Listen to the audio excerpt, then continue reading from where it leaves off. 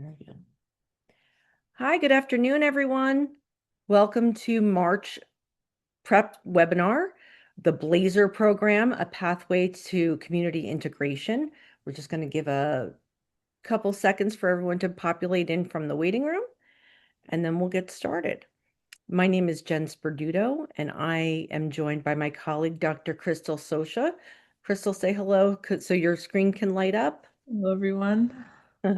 Crystal and I are from the Rutgers Department of Psychiatric Rehabilitation and Counseling Professions and the Institute for Inpatient Psychiatric Rehabilitation.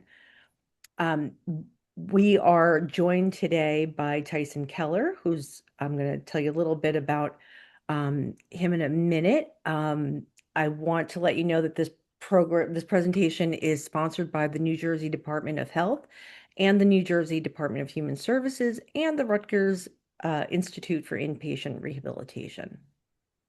So this is an interactive training. We encourage you to ask questions and participate throughout the webinar. You can do that via the chat box or the Q&A, and Crystal and I will be monitoring that throughout the session. At the end of today's webinar, a training evaluation will be available that has the handouts, training material, resources. Tyson has included a bunch of the forms and the trackers that they use in this program if you want to take a look, and a certificate of attendance. And a recording of this webinar will be available on the IIPR website tomorrow. So you can watch that or any other prep webinar you may have missed. They're all archived there. And Crystal's going to drop a link to the IIPR website in the chat so you can see that.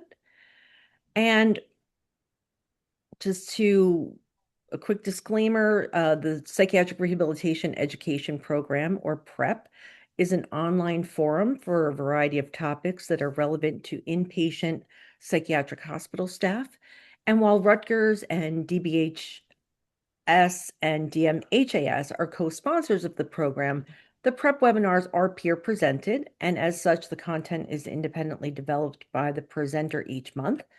And so the views and opinions expressed in the program are those of the speaker and don't necessarily reflect the views or positions of any entities they represent. So we are recording. That way we can post the recording in our prep library on our website. So just be mindful of that. And it is my pleasure to introduce Tyson Keller. But before I read his bio, I want to remind everyone, in case you didn't see the first flyer or the second flyer, if you saw both flyers, this is the real Tyson Keller right here.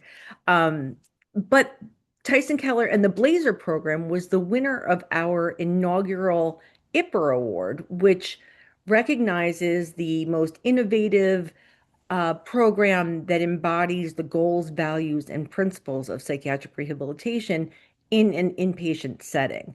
And so we had a ton of submissions and we narrowed it down to three finalists. And the Bleyzer Program, submitted by Tyson Keller, won the 2024 first annual IIPR Award. So we're thrilled that Tyson was able to come back today and tell us a little bit more about the program and offer some takeaways that maybe you could look at in your program, in your facility, to see if there's any part of this program that could be applicable to you. So without further ado, whoop, oh dear, Jen's on a roll today. So I'm going to read Tyson's bio, um, if I can find it now. Okay, so, oh my God. Excuse me 1 second, you guys. I'm having the worst Zoom prep day. Um, but Tyson Keller, as you see here, is the adjunctive therapy director at Moccasin Bend Mental Health Institute in Chattanooga, Tennessee, where he plays a key role in supporting patient care and staff development. In his role, Tyson supervises daily patient activities, helps maintain a safe and therapeutic environment, and trains new staff on the safety procedures, patient protocols, structured activities, and recreational approaches to improve patient well-being, build coping skills, and encourage meaningful engagement. In addition to his clinical work, Tyson is committed to team development and education, frequently assisting with training at initiatives and program presentations designed to strengthen staff knowledge and improve patient outcomes. Outside of his professional role, Tyson is involved in community and youth development, including coaching his son's soccer team and participating in faith-based small group Bible studies. And his work reflects a strong commitment to service, leadership, and supporting others in their personal growth and recovery. So, it is my pleasure to introduce Tyson and turn it over to you. And I'm going to advance the slide. And Tyson, I'm going to turn off my camera and my mic, but you tell me when to go to the next. Okay. Okay. So welcome to Okay. Tyson. Well, thank you for having me.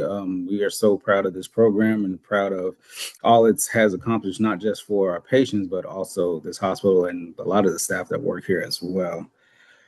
Just a little bit more about myself. Yeah, I went to Middle Tennessee to study rec therapy at Middle Tennessee State.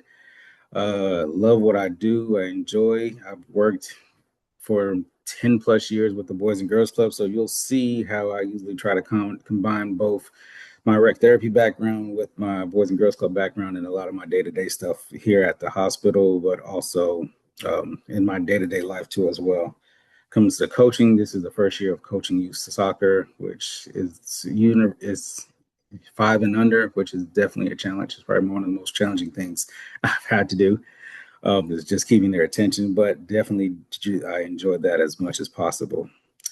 So diving in, like Miss Jennifer said, definitely want interaction. I want this to be fun to y'all. I want y'all to be able to take some things away. Just if you have questions, feel free to drop it in the chat box, and I think Jennifer and Crystal will definitely let us know or let me know that there's some questions out there, and how we can go ahead and get your questions answered. If you don't get a chance to get it in the box, don't worry. There's supposed to be a Q&A thing at the end too as well, where you can actually ask your questions as well. So to talk a little bit about the Bleyzer program. So our Bleyzer program, in this thing today, what you're going to get from me is just basically what the Bleyzer program is, why we do the Bleyzer program, and how we apply a lot of the stuff that we do to get the benefits and the outcomes from our patients. Our Bleyzer program, like I said, we're super excited about it, and our thing is to let y'all know like why we think it's important. It's a great program. It's definitely helping a lot of our patients as they grow here at the hospital, but also helping them with that transition back into the community as well. So yeah, like I said, we're going to do the what, whys, and how. I'm going to go to the next one. So just a little bit about the Bleyzer program. The Bleyzer program is basically a structured treatment and recovery program designed to help our patients develop the skills they need to increase their independence and succeed in the community. What we are finding was a lot of our patients, a good portion of our patients are cycling once they get they'll get discharged from the hospital. We were seeing that they were just cycling and coming back and everything like that. So we was trying to figure out how can we address that and how can we help with that that transition a little bit better. The next slide has these two videos, and you can kind of see in that next slide the why we do what we do. Go ahead and play. And we'll talk about it after each video.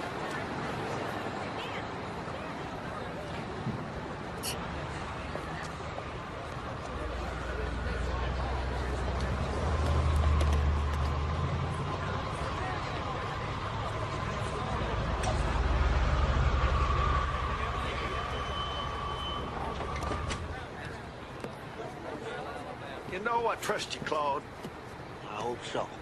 Be right back.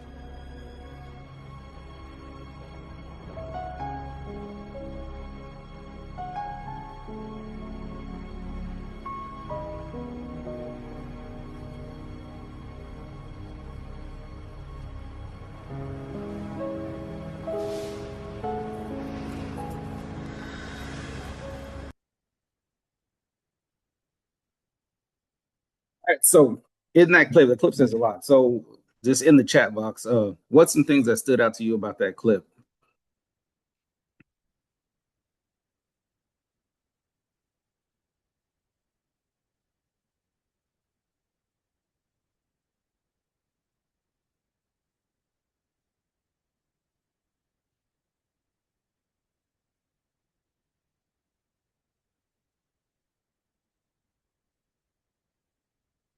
Yes, tons of change, reflection, reality.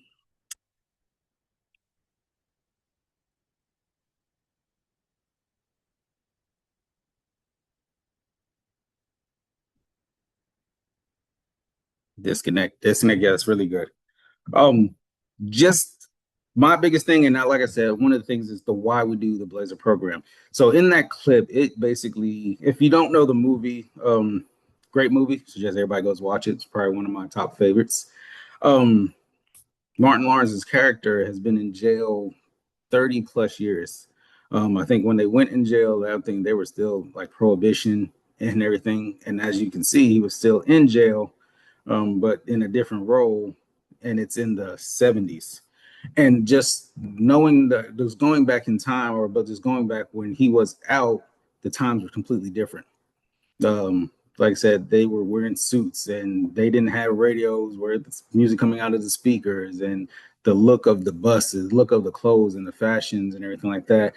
That transition is hard for a lot of our patients that we serve. So one of the things that we look at when we're working with our patients is trying to make that transition a little bit easier for them, where we have patients that been here in this hospital 30 plus years. If they were to go back out into the community, times are different for them. Right? They didn't have iPhones, they didn't have cell phones, they didn't have the iPads. Shopping was completely different. The certain kind of living, the style and clothes and everything is different. So what we're trying to do and what the Bleyzer program is trying to do is help them with that transition. So it's a little bit easier for them as they leave. And we don't have that recycling back over kind of thing. Like I said, to me, that clip just truly show what's like why a good reason why we do it, because we do have patients here at the hospital that would go through something like that. Play the next one.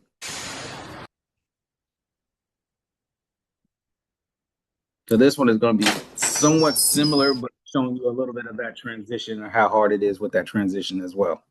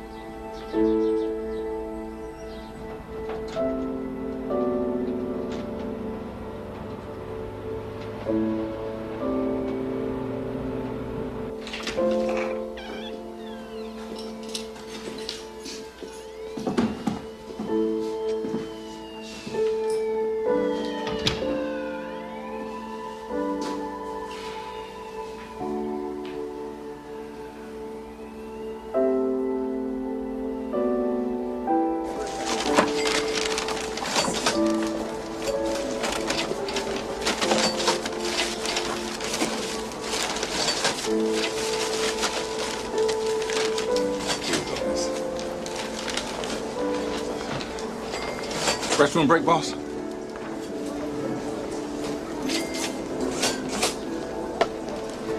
You don't need to ask me every time you need to go take a piss. Just go. Understand? Listen.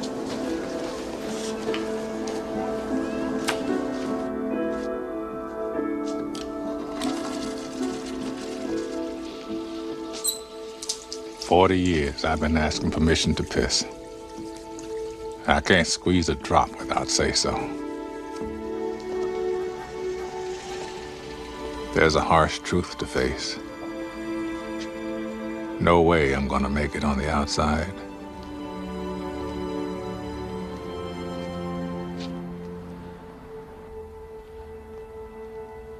All I do anymore is think of ways to break my parole. So maybe they'd send me back.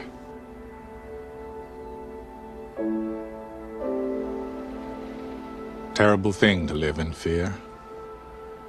Brooks Hadlin knew it all too well. All I want is to be back where things make sense, where I won't have to be afraid all the time. Only one thing stops me. A promise I made to Andy.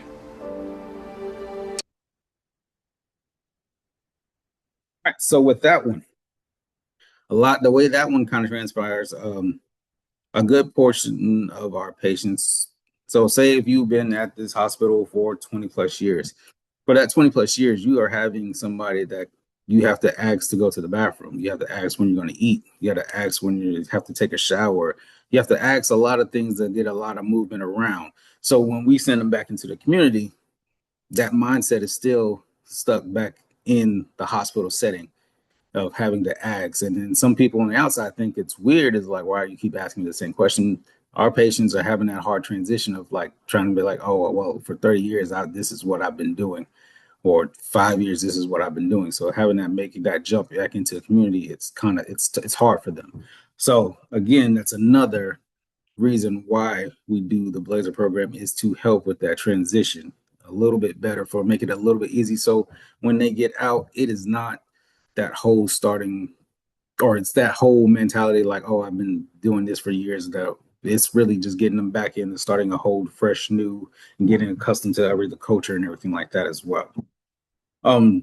Those two movies. So there's a rec therapy person in me. So it's a nice, you have a nice day off. You're sitting on the couch. These two movies are on. Which one are you watching?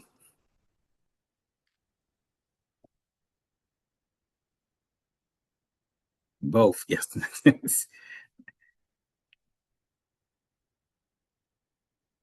Like I said, my favorite is the Life is a good, one of my faves. My wife loves Shawshank.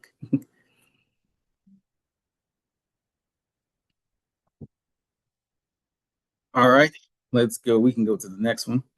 So we kind of got the why about the Bleyzer program. So what the Bleyzer program, through a community living approach, what we are trying to do is use educational activities, recreational experience, to encourage our patients to work on those coping skills, those social skills, and to put that meaningful activity into their treatment team. So we're really trying to get our patients super engaged and try to mimic their life that they're about to go into. Like I said, the Bleyzer House, which I'm actually in, the Bleyzer House is actually going to try to mimic a group home as much as possible. It is literally a house which would be, say, a 3-bedroom house. But we kind of converted some of the rooms, but we're going to try to simulate a group home lifestyle for them, group home activities. So a lot of that transition is a lot better, or a lot easier once they get out of here. One of our goals in the program is trying to make this whole thing as therapeutic as possible. We found out that a lot of our patients, when they are in a therapeutic environment or relaxed environment and they're learning something, they take it in a lot better. They're able to open up a lot more about some of the issues that they're dealing with. How it talks about the emotional side, the cognitive side, the physical side, the social side. We want them to feel as comfortable as possible so they can open up and really work on those skills during the time that they're here. By participating in the program, that's what they're going to learn. They're going to learn those life skills. They're going to learn more about themselves, and they're going to make progress towards that community reintegration that they're looking for, and that what we're looking for from them too as well. Next one. So this is the program is named after Dr. Bleyzer. Dr. Bleyzer was a psychiatrist that was defected from Russia to here. Well loved between colleagues, his peers, patients, a big advocate for the patients here as well. His personality and everything that he does about his work and everything like that embody what they wanted to name this program after, and they came up with the name for the program with Dr. Bleyzer. Even to this day, his family still is involved kind of with the program too as well. I believe they live in Texas now, but they every so often check in as well to see how the program is doing and everything like that. And it's just great to have their backing, their support too as well. But Dr. Bleyzer was a great person, and it was it's fit to have a program that definitely helps our patients with that transition back into the community, named after him. All right. So here is how the Bleyzer program kind of took off or got to where it is at. So in December of 2018, a group of AT staff wanted to take an initiative, wanted to address an issue that we were having, basically where we have a lot of our subacute patients trying to make that transition back into the community and not have them cycling back in or time after time. So what they did, they came together and kind of tried to develop and worked with some community resources and tried to develop a program that was going to help with that transition a little bit better. The program started in April of 2019. The program started with it started in a room that was actually attached to the hospital. That's one of the rooms in the hospital. And we had 5 patients at that time. That picture is basically that room. Later on in the slide, I think there's a bigger picture where you'll get an idea to see it. But that picture was basically the room that they had for the Bleyzer program. And in that room, we basically worked on all those different life skills, all those different vocational skills, all those different little tasks and things to help them with that transition. The program took off pretty quick during that time, because in June of 2020, we were able to actually move into a house that's on the property here at the hospital, which allowed us to, one, take in more patients, but also allowed us to really mimic a group home setting compared to being in that room. Now we can actually mimic a group home setting and have more freedom to do stuff, and give the patients more an opportunity to really recreate a lot of those skills that they were going to need once they make that transition from here into the community. In November of 2024, we were like Ms. Jennifer said, we won the Rutgers Award for psychiatric programs.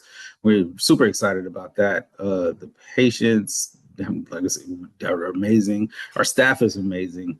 We definitely were excited to get that award going into that year. And as I said, it's just a program that we've known that it's truly been working. So it's been doing so well that this past spring, the commissioner of Tennessee Mental Health and Substance Abuse has asked for programs very similar to the Bleyzer program to be kind of put in all the different RMHIs. So we have 4 RMHIs hospitals, and now going forward, you'll see programs very similar to the Bleyzer program actually in those hospitals. I think our sister hospital in Bolivar just started theirs at the beginning of this month, and we'll start to see more of the other hospitals start to make their transition to having a program similar to the Bleyzer program too as well. Next. So our goal for the program is basically to help our patients, to make that, there are some of our patients that have that long hospitalization, to help them with that transition back into the community setting. The program is designed, like I said, for 10 patients at the time, and we have 2 of our AT staff that basically facilitate groups and outings during the time that the patients are here in the program. We look at all different kind of things. There's a wide range of patients that participate into this program. They are all needing some type of help. We've had some that's been here 10 plus years. We have some that's been here maybe just 90 days kind of thing. So we're trying to really help them with that transition, help them with some type of skill to help them make that transition a little bit better for them. So the next slide, our admissions criteria. Basically, this is just the criteria that we utilize to help make sure that we have the right people going through the program. We basically have no history of elopements or any attempts. We want people that are committed, that are wanting to really be here, to really want to work on themselves. No history of property damage, no verbal outbursts, a length of stay longer than 30 days. Like I said, a majority of our patients that typically come in the program are way past that 30-day stay. We've had as low as from like 6 months and as much as maybe 20 plus years. The next one is the biggest one, motivated to change and willing to work towards their recovery. We definitely want the patients to really come through and want to work on themselves and want to be able to get out of here, want to be able to have a successful life with that transition to the next part of their next chapter in their life. Let's see, you got the make sure they're lacking of functional ability. So most of a good portion of our patients, they're either lacking some type of coping skills, some type of social skills, some type of life skill, some type of different vocational skills. So what we're trying to do is work on those skills while they're in the program too as well. So we utilize that from our treatment team. Our treatment team recommends a lot of our patients into the program, and we'll look at it, and there are certain things that they want the patients to work on, and we'll sit with the patients, and that's where we'll come up with a map or an idea of what we want the patients to work on during their time that they're here. Our band level basically is just our privilege level. It's basically just what kind of privileges some of our patients have while they're here at the hospital. Typically, we always try to get patients that are either green or purple level, or we have had blue, but we try to, since they're doing a lot of movement around, we try to get more of our patients that are with those higher levels, but it doesn't say that they're not able to come into the program. I see a question in there that said, what's RMHI? Basically, RMHI is a regional mental health institute. So like I said, we have 4 of them. Chattanooga is one. We have one in Nashville. We have one in Bolivar, and then we have one in Memphis.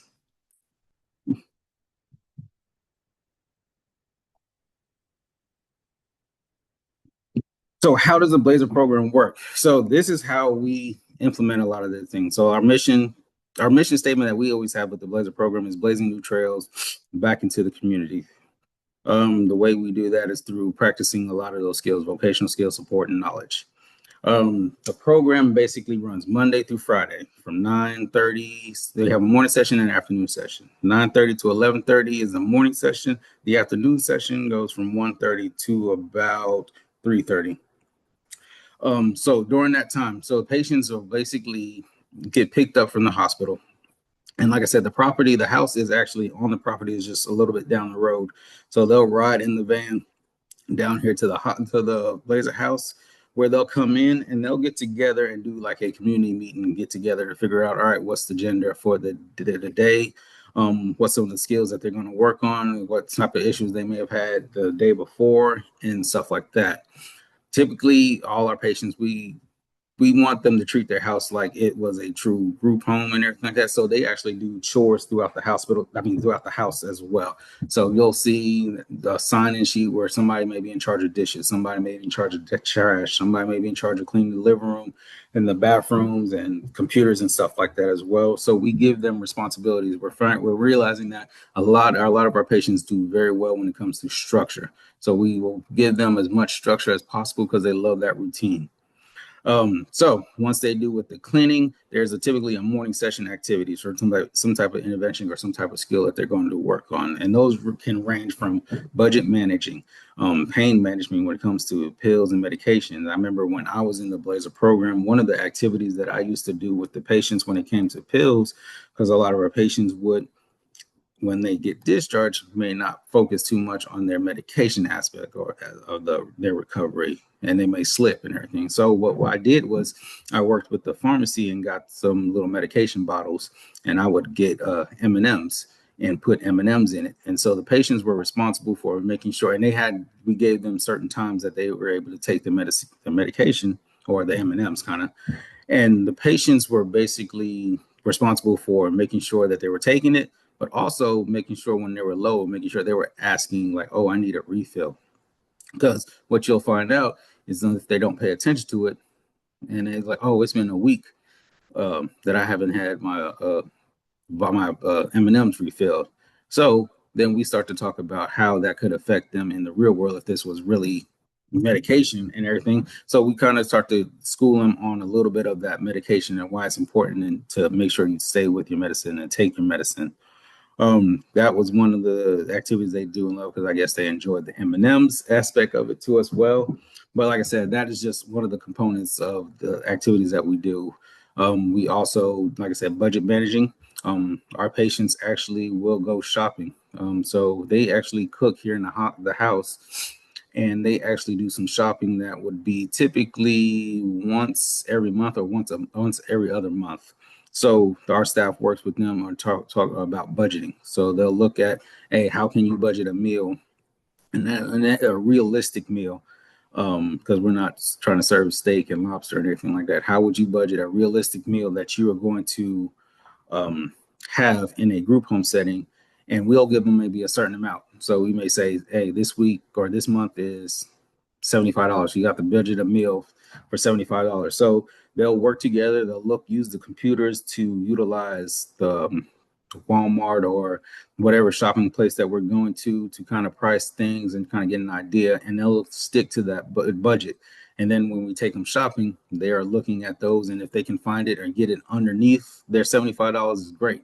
If they go over, we kind of teach them like, all right, we went kind of over on this, but we try to keep them to that certain limit. But they do a great job with when it comes to that whole budgeting aspect of it too as well. So not only are we working on that, but we also want to work on their physical health too as well. So the team actually take them on. We are blessed to be located in a great area where there's a bunch of hiking trails. So the team actually once a week takes them to go throughout the hiking trails where they can get that physical fitness aspect. We also have a gym on site where they can actually work out in the gym too as well. So they're working on those skills too during their time here. Obviously, they're working on some type of cooking skill as well. Typically, those are in that morning session going into lunch. So they will work together as a team to make a meal. Some meals are just for them as a unit, but then sometimes we have some typical events where we'll invite our CEO or invite some people in, and they'll actually cook for the staff and everything.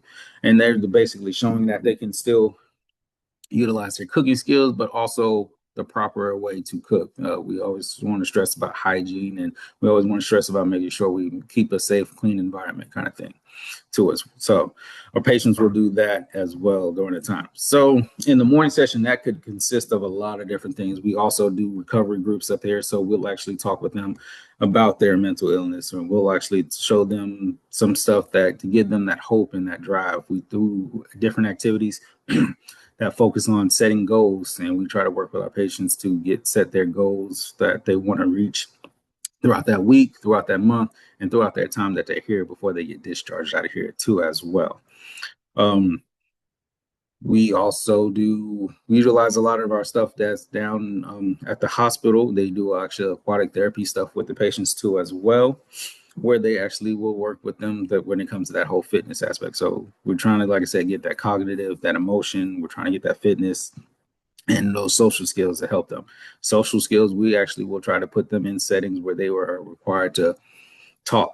If we have a patient that is not verbal or not that doesn't like to talk as much, we try to put them in a situation where like, all right, can you lead this group? And then we'll let them pick something that they're passionate about, some type of activity that they're passionate about, and we let them lead a group and teaching the rest of the group that skill or whatever that thing is that they're passionate about, just so they can start to get comfortable talking in groups. Because what we also want them to do is be comfortable talking when they're sitting with their treatment team. So we don't want them to clam up and shell up. We want them to at least be able to communicate their needs and wants and advocate for themselves too as well. So those can be done in the morning. Those actually activities could be also done in the afternoon as well. In the middle of the day, we kind of take a break where our staff go get lunch, and then the patients actually go to get lunch too as well.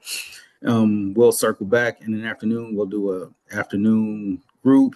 They may have also some leisure time because we do want to reward them. If you put in the hard work, we do want to reward them with some leisure time. So sometimes they can get in here and watch TV. They can watch a movie. They can also, we have a game system. They can play games. We have all kind of board games and card games that have up here too as well. We want to give them that leisure time so they can kind of relax before heading back to the hospital. And then at the end of the day, basically, we'll go through with a debrief. It's just talking about, what were some of the things that you took away from today? What did you learn? What did you like? What did you didn't like? What's some things that we can improve on? What's some things that you want to improve on? And we just help them with that transition. We help them with that that situation so that they're better successful maybe the next day. Yes, go to the next one. So some of the benefits, and those two of the pictures. Like I said, you can get a kind of a bigger picture. Like I said, we started out in that small room that was attached to the hospital, but now we're in the actual Bleyzer house, which, like I said, is a 3-bedroom, and we really try to get it to mimic a group home setting. So the way we are treating a lot of our benefits through this program, like I said, is through that structured therapeutic environment. Basically, we're creating a space where everything has a purpose. So we're doing things that have a purpose. We're doing things that have a consistent routine so that they can develop a schedule and know what's going on, so they feel more comfortable to be able to participate or to want to participate. We're setting clear expectations. Our Bleyzer house, we have rules. There's certain rules that we have to follow. We all have to clean. We all have to work together. We all work as a unit to make sure that things are done. So we have rules that we follow. If you break rules, we have consequences to breaking rules as well. But what we're trying to do is basically build accountability on them to make them take ownership into their recovery, but also to this house as well. Purposeful activities. Every activity that they're going to do is going to have a purpose, whether that's for social skills, whether that's for cognitive skills, whether that's for fitness, or vocational. It's all going to have a purpose. There's a reason why we're doing it. There's a certain skill that we want them to work on during the time that they're in that program as well. Making sure you have the right staff. And I always say, in order for a program like this to really work, you have to have the right people around the patients. I've been blessed to have a great group of AT staff that are very passionate, show a lot of empathy towards the patients, our advocates for the patients. I've been truly blessed to having them around that help our patients be able to feel relaxed, be supportive, and know that we're always going to be there supporting. Whether, you have a good day, if you have a bad day, we're still going to support you. So having the right people is really what can really take a program like the Bleyzer program to that next level. And we just, like I said, at this hospital, we have definitely been blessed to have the right group of people around and making sure it's a safe environment. One of the things is we definitely try to make sure that everything around this house meets what the standards and are compliant. If there's things that patients can do, there's things that patients can't do, but we're always going to make sure that they feel like they're safe, they're in a safe environment, so that they can feel like, so they can grow and learn. When it comes to skill development, we're working on some type of skill every day. Our skill development is basically to help them with that independent living skills, learning to master some of them tasks, some of them self-care tasks, managing their own life. That can come from the cooking, the cleaning, the budgeting. One of the things we stress is hygiene. We definitely want our patients to have pride in themselves and their appearance, because when they're here at the hospital, it's different when we actually go out into the community. We want them to have that appearance and that look and be ready for that transition. So some of the things when it comes to the living skills that we're preaching about is we're definitely preaching about personal care. We're definitely preaching about managing the house and making sure the house looks clean and the house is good. We're working with them with their finance stuff or budgeting stuff, or talking about how important it is to pay bills and maybe save money and everything like that. If you want the things, try to stress to them the difference between needs and the difference between wants, kind of thing. Safety, and then basically some of those functional skills, making sure we're working on communication skills, social skills, time management skills too as well. We want them to make sure, like, hey, if we say the van is leaving at 9:15, everybody needs to make sure they're at the lobby at 9:15. So we want them to be held accountable. We want them to make sure that they are working on those skills during the time that they're here. We always are promoting recovery. We're always wanting them to work on their recovery, whether that's, like I said, physical healing, emotional healing. We want them to understand the building a support system around it. We always will tell them, like, hey, it's important to have people around you, one, to hold you accountable, but also to be there when you are needing them, kind of thing. So we always talk about that. And we talk about kind of things of using the different coping strategies so we don't relapse, and making sure that we reach out and communicate to the people that are put there to help us out too as well. We also promote personal growth. So we actually let our patients actually come up with some personal goals that they want.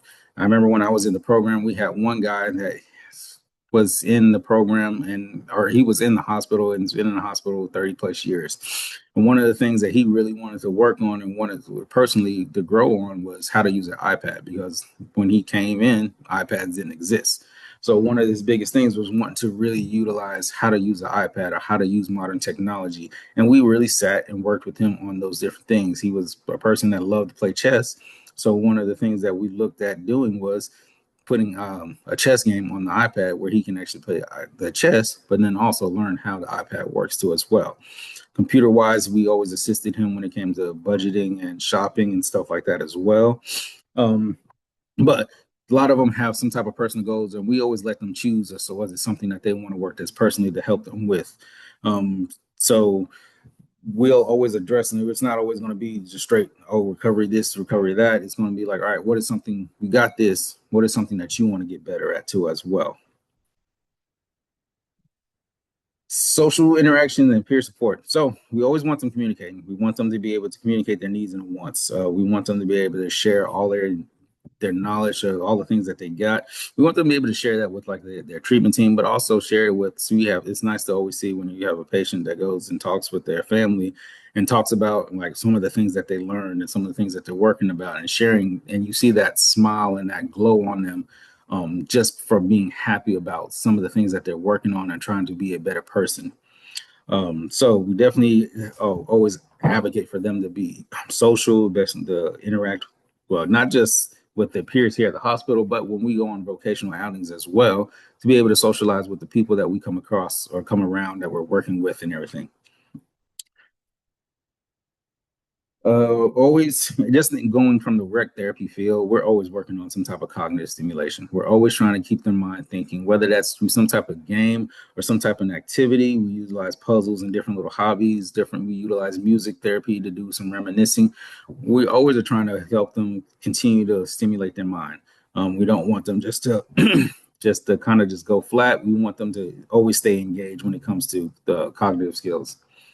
Emotional, we always want them to understand their emotion. Like if you feel certain ways, express how you feel, why you feel this way, what's going on, communicate this stuff to me. How do we express ourselves when we're frustrated? How do we express ourselves when we're feeling in a good mood? One of the things we utilize here at the hospital, we definitely utilize music therapy and art therapy as ways to let our patients express themselves.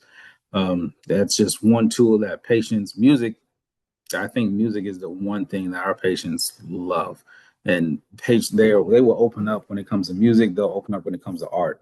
We starting to see a little more. They open up when we have programs like our pet therapy program, where to see a patient that you never see smile, to get on the floor with the dog and just let the dog lick on them and just have it. They have a smile on their face.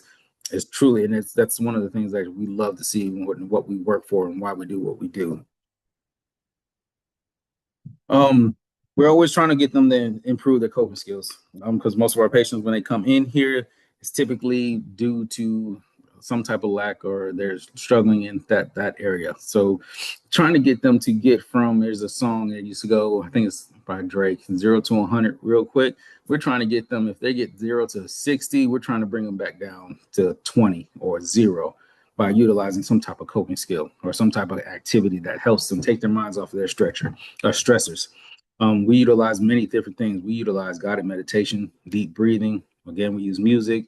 We utilize exercise and fitness, different little tools that may stick and help them out so they don't go off the deep end. The best example I always use is, if everybody remembers the Christmas, that velvet Christmas tree that some people hang on their doors, and then they have the little balls and you just throw and they attach.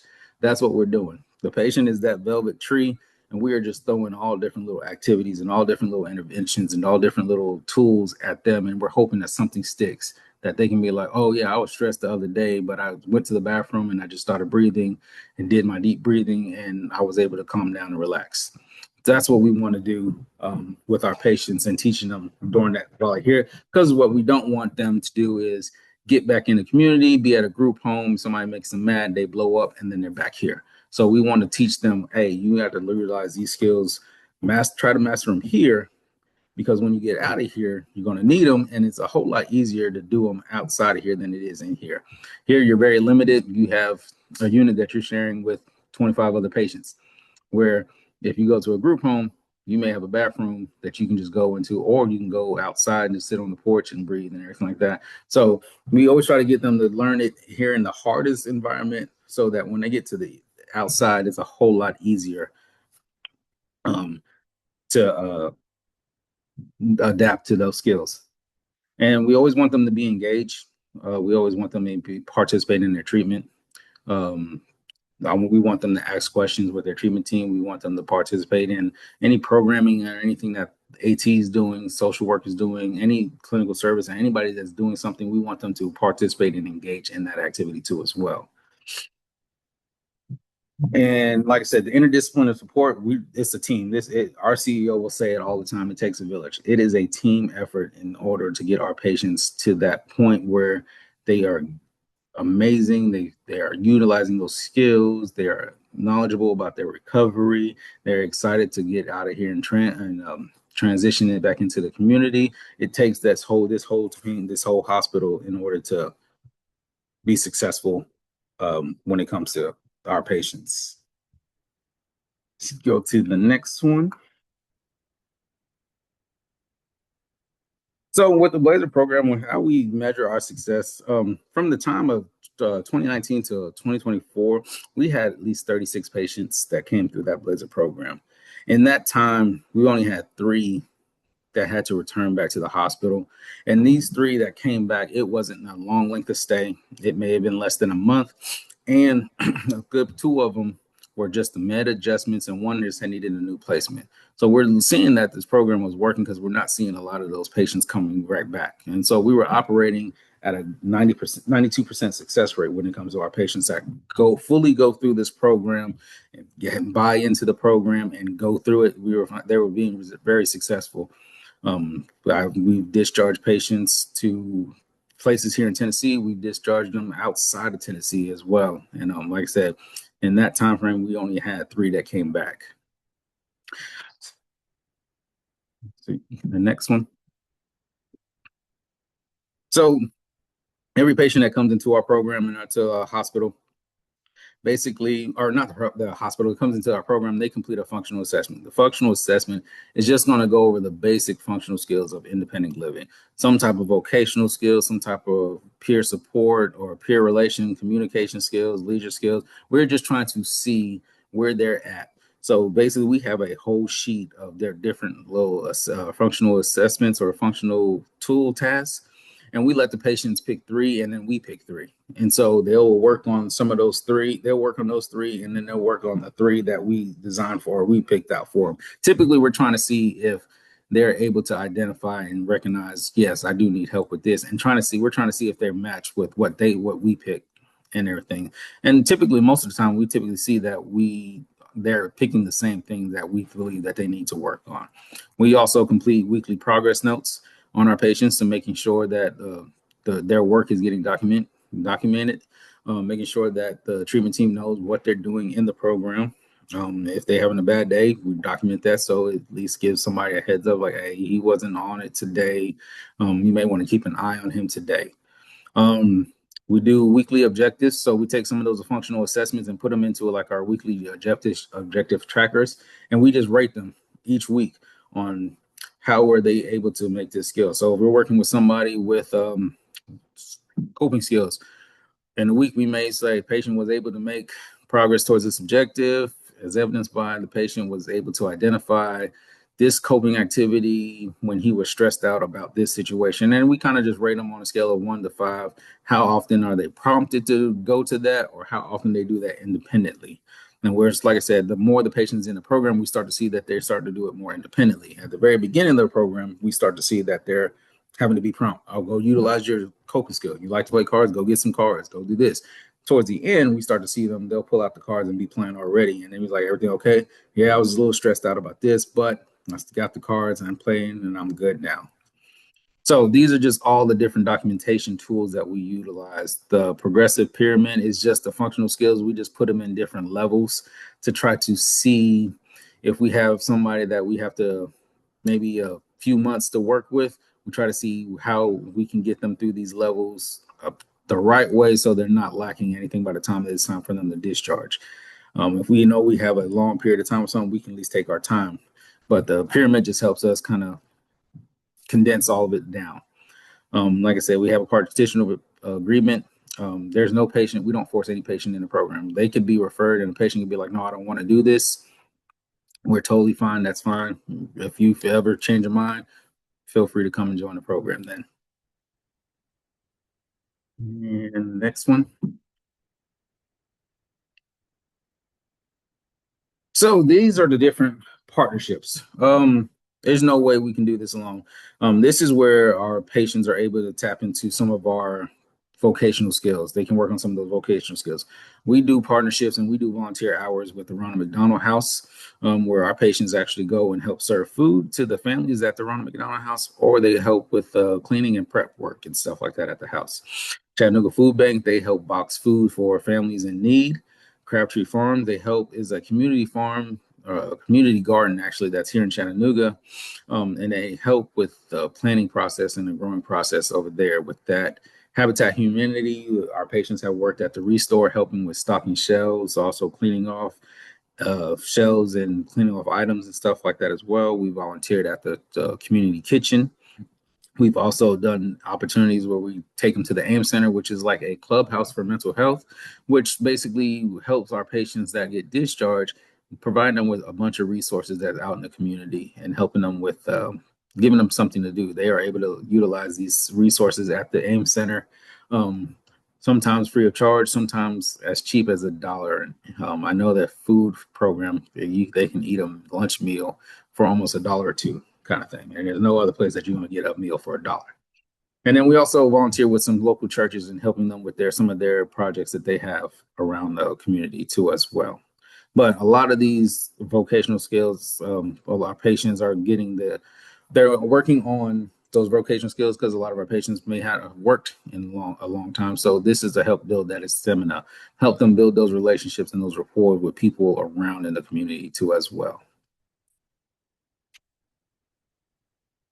So one of our big success stories, and I think we're almost wrapping up, one of our big success stories, we had a patient in 2020, a 27-year-old patient. When she came, she definitely dealt with a lot of social anxiety, depression, feelings of worthlessness, and sort of suicide idealizations. She didn't really keep herself.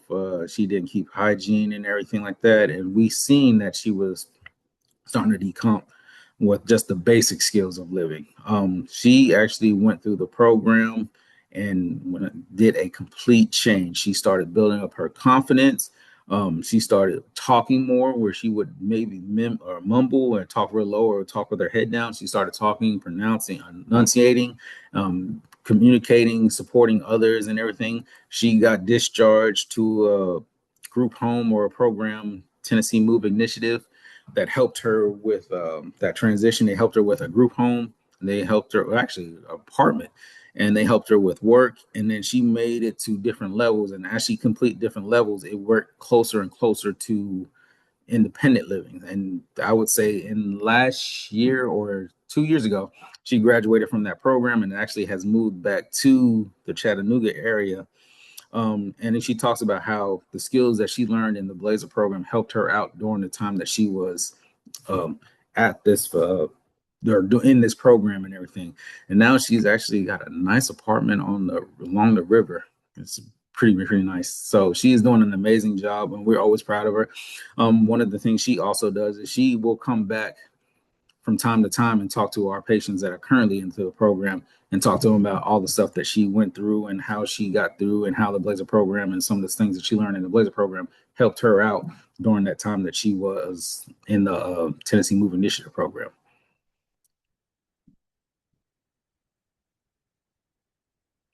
So this is one program that we're looking at, or not looking at, we're already at it. We've actually started. It is a patient-led therapy dog program. That is Blaze. So we have the Bleyzer program, and that is the dog Blaze.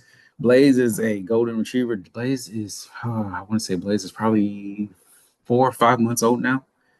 And so she basically, a social worker, thought of an idea in this program because she's seen how it worked in the prison systems and everything like that, and thought it would be a cool program to work here at the Bleyzer house, or in the Bleyzer program.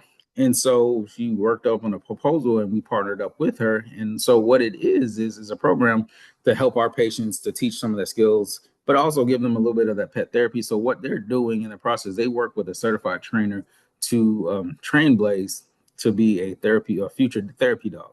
So twice a month, the trainer comes in, works on certain skills and teaches our patients those skills so that the time when he is not here, they can work on those skills with Blaze. So the way it works is they check Blaze out each day and bring her to the house and do different little training techniques. Sometimes it's just a leisure lounge and everything like that. But we've noticed that it changes the morale of the patients just having Bleyzer around. We even had them do like a stress assessment in the beginning of the program. And now we're about to come back and see where their numbers are this go around to see if having Bleyzer around has decreased some of their stress levels and everything like that. So this program is definitely one that we're definitely happy and excited about.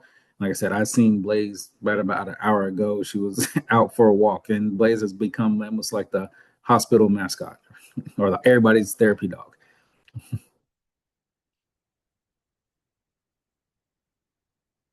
So just a few takeaways from this, and this should almost be it. Basically, when you're thinking about doing programs like the Bleyzer program, one of the things that you're looking at is just making sure the activities and the things that you're doing have a purposeful activities, making sure that the things are scheduled, make sure there's routine, making sure they're building on certain skills and encouraging them as well. So that's why we do a lot of stuff at the house. We're just trying to, we don't come here just to lounge. We come here to work. So you're getting the opportunity to work on all these different skills around this house that's going to definitely help you in time. So definitely coming up with different routine and structure for your patients or your clients is definitely going to help.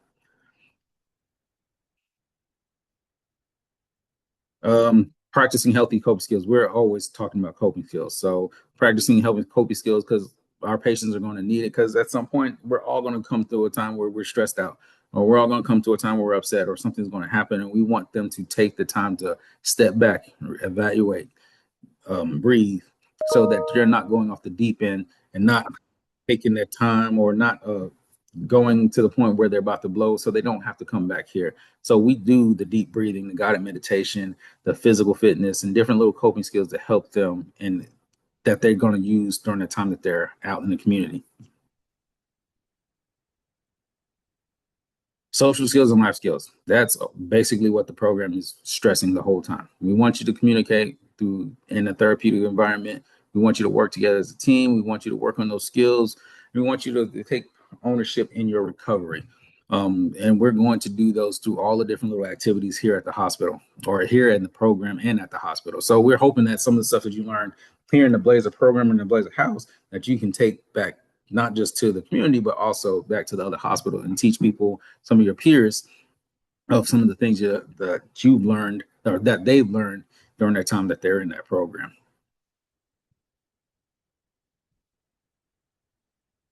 And these are just all the people that have made the Bleyzer program to what it is now.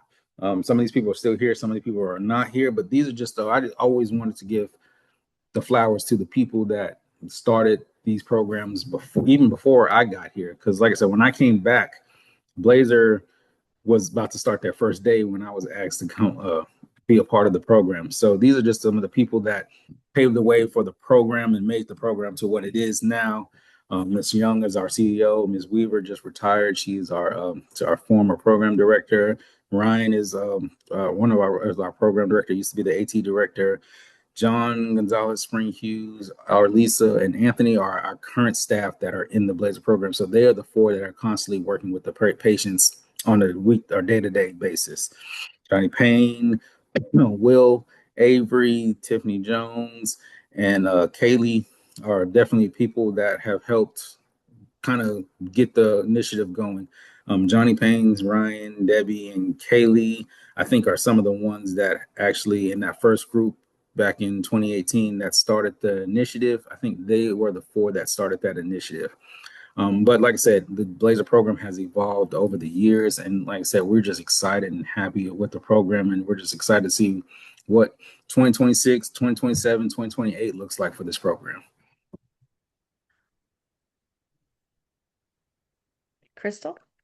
Okay, perfect timing. I think we're just at our time here, but thank you, Tyson, for your really engaging conversation. It sounds like you're doing so much wonderful work and so many praises and compliments in the chat.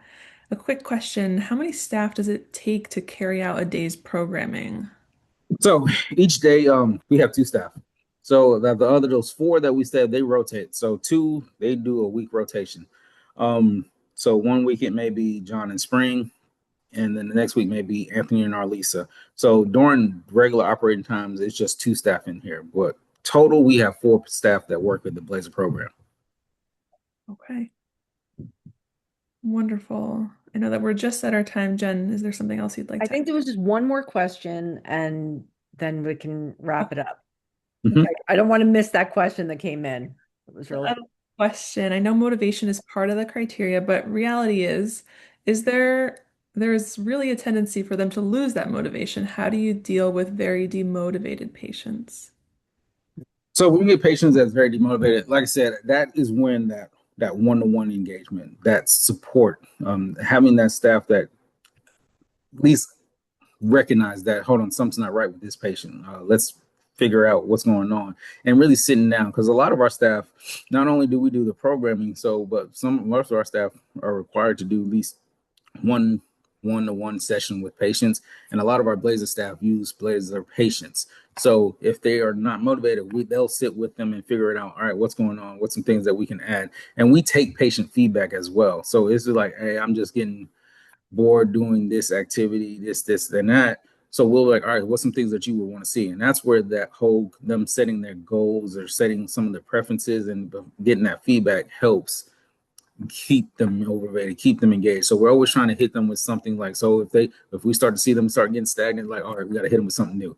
If we start to see them getting too comfortable, all right, we got to hit them with something new, kind of thing. It's bring in a always puppy. that age. Yes. Bring in a puppy when all else fails. Yes. No, well, Tyson, thank you so much for being here with us today and sharing everything about this program, how it started, how it's going, where it's going in the future. And it sounds like it was very deserving of the first annual IIPR Award. So great work that you and your team are doing, and we really appreciate you being here to share it.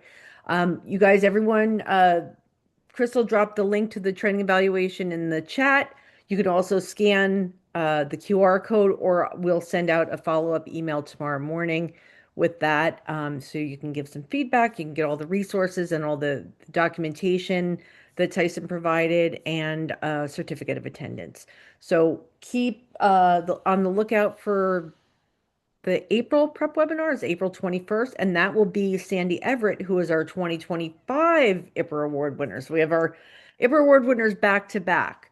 So we're excited about that. But thank you, Tyson, so much for being here. Thank you, everyone, for joining us, and we will see you next month. Take care.